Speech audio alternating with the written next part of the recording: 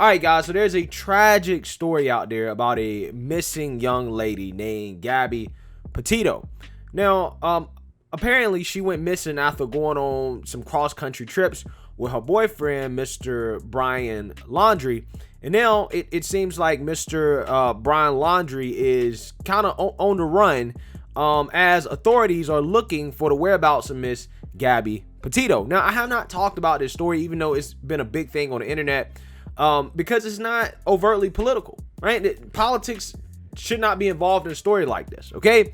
However, there is always going to be a woke revolutionary on the internet that is going to try to incorporate some type of political / woke nonsense into a story like this that does not deserve that type of rhetoric. So I'm going to respond to that, as some woke revolutionary on TikTok gave the most ridiculous take ever that we all knew was coming. But before I respond to her, I want you guys to actually watch the news coverage of this case so that you guys understand exactly what's going on. Take a listen. Day 8 in the search for Gabby Petito, and still no new leads. The search continues this morning while police in Florida say they still can't find her fiance, Brian Laundrie. ABC's Trevor Ault with the latest developments from Northport. This morning, a massive search underway in Florida as investigators hunt for Brian Laundrie, first named a person of interest in the disappearance of his girlfriend Gabby Petito, and now missing himself, believed to possibly be somewhere in this Sarasota County marshland stretching 24,000 acres. You could be out here for months if you wanted. The FBI and local police leading a coordinated effort. Officials say they were directed to Carlton Nature Reserve after Laundrie's family finally spoke with them, saying they hadn't seen Brian since Tuesday. Brian is a resident of this community. Brian was not a suspect in a crime. Brian was a person of interest and a missing person.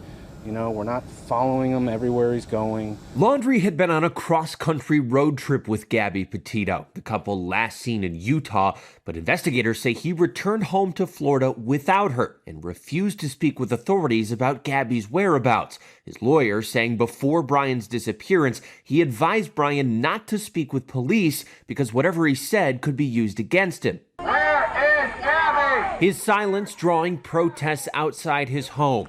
And when officials announced his disappearance, the Petito family attorney responding in a statement that they believe Brian is not missing, he is hiding. Gabby is missing. These body camera images show the couple days before Gabby was last seen. Officers responding to a 911 call about them arguing in Utah. What's going on? How come you're crying? I'm sorry, we've just been fighting this morning. Some personal issues. Days later, the pair were seen checking out of a Salt Lake City hotel, and Gabby's mother says the following day, Gabby told her over the phone they were in Wyoming heading to Yellowstone. But little is known after that. Gabby's family believes the answer to finding her lies with Brian Laundrie and his family. Please, if you or your family have any decency left, please tell us where Gabby is located. So far, Laundrie's sister Cassie is the only family member to speak publicly, but even she says she's in the dark. I haven't been able to talk to him. I wish I could talk to him. I've cooperated every way that I can. I wish I had information or I would give more. This is all I have is I gave to the police. And without more concrete information, officials are sorting through tips, hunting for Gabby in multiple states. We're certainly working around the clock to obtain surveillance video, cell phone data, those types of things. Perhaps there was interactions, perhaps people noticed something that was amiss. And while Brian Laundrie's family spoke with police to report him missing, they would only talk about their son's disappearance. They would not talk about Gabby Petito. Yesterday, local authorities said, "We knew we would deal with Brian eventually, but this is certainly a twist." All right, guys, so you see that, you heard that. Obviously an incredibly sad story about that missing young woman. And you know, the more time that goes by, it just kind of seems like the boyfriend definitely had something to do with it. But I don't know. That's not what this video is about. I'm not trying to speculate on that. But I want you guys to watch a pair of responses from these woke revolutionaries on TikTok in which they are mad that Gabby Petito is getting attention as a white woman going missing, but others aren't. Take a look. I just think somebody needed to say this, but the amount of white women on my TikTok right now talking about Gabby Petito and her missing case. First of all, I understand it's a very important case. I literally wrote my senior thesis in archaeology on forensic anthropology, so I understand missing people is very crucial. But if the white women on this app had the same energy they care about this one white woman the same way that we should care about black women or indigenous women, then a lot of the problems that black and brown people or BIPOC overall would be experiencing would be over by now. So keep talking about this one white woman, but never talk about the others that go missing. The way that this app is treating the disappearance of this Gabby girl is fucking horrendous in multiple ways. First off, it's very clear that the only reason that y'all must care this much about this situation is because she's a pretty little white girl, and that's not to demean her or the situation, but none of y'all have this energy for any of the brown, black, or indigenous women who have gone missing this year or literally fucking ever, but you care a lot about this little white girl with a nice Instagram, don't ya? Also, there are way too many of you who are treating this like a fun little murder mystery for clout instead of realizing that this is an actual person who is missing and could be in severe danger, whose family is probably, like, stressed to the fucking max trying to find their kid. Obviously, I understand the power of the internet and people have come together on the internet to solve crimes before, but y'all aren't trying to do that. You just want views. All right, so obviously that's a very, it sounds like to me a silly, salty take that incorporates race for no reason. What does race have to do with the fact that this young woman has gone missing? Now, listen, I understand, man, like there's thousands of people and women that go missing, and a lot of them are black women. I mean, I'm not gonna sit here and lie to you, but a lot of them are also of other different races as well. This is an issue that all races experience. But, you know, there's just some cases that are going to be more high profile, that are going to get more attention than others. That's just what happens with all types of things, right? Whether you talking about people going missing, whether you're talking about murder, whether you're talking about theft, whatever you're talking about, there's certain crimes in certain cases that are going to get more attention than others. I don't understand what race has to do with this, okay? Should these women not care because she's white, right? Are you asking them to care less because this is a white woman that's missing? I don't understand. Like, what are you actually advocating for? Are you advocating for them not to care? Because she's saying like, oh, you're doing all this for this one white woman. And it sounds to me like she's kind of like, oh, well, you don't care about black women and how, oh, if you cared about them, then maybe their problems can be solved.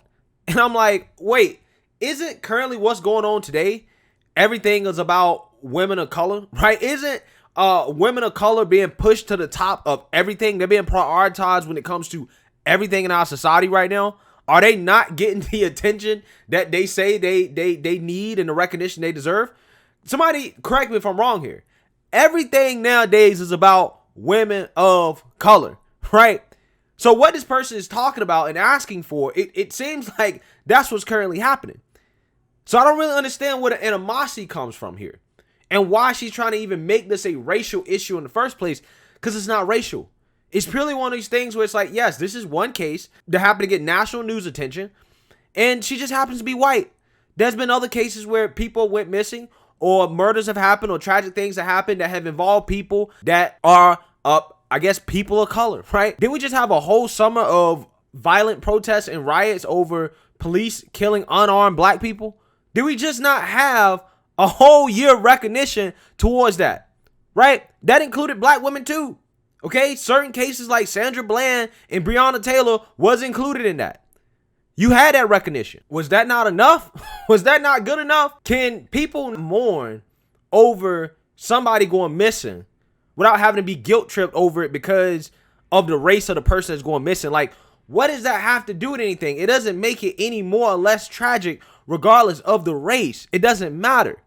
And again, like I said, if there are black women that go missing or women of color, or if there's some type of issue women of color are facing, all that stuff is already being highlighted. We hear about it almost every single day. And if, again, there's a certain case that needs to be highlighted, we seen how the left is more than willing to do that. They're more than willing to bring that to the attention of everybody, right?